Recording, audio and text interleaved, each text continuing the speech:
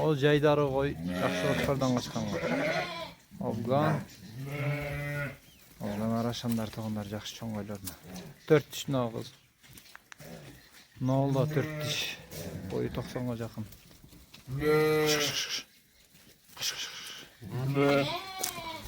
Leke öten boz gerek. Yok, bunun bozusu ne olacak yani? Koy yakın boz bilen tursa gerek.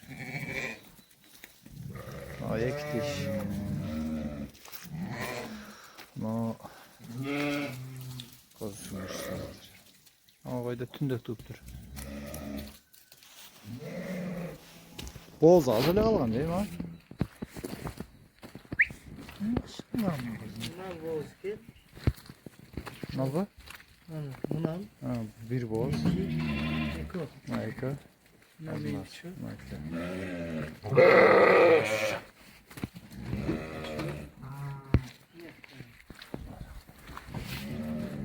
Ne? İyi biraz da. 4. Bunlar 5 5 ha. Bunlar ne?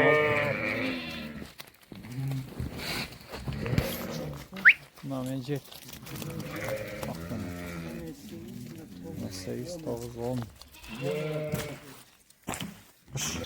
Buna taza avgan.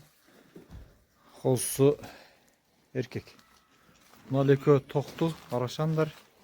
Leke 4 dişten. Buna kozulu. Buna aprelge jetpeyle tuyttuk. Mart işi tuytkende. Tak, ne oldu? 2 diş, 1 kara. Kozusum da kara. 2 gün oldu. Buna güren kozum nenesi? Çoğun koyuldu. Tak, ne oldu Afgan? Gelinin yakın atı koy. Çarpı edilin yasana çıkan.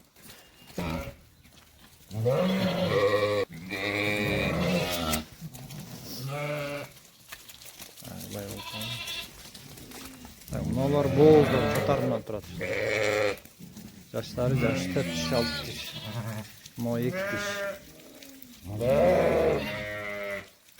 Tak, no jet kirip koyup dur. Noldağı boğuz canına.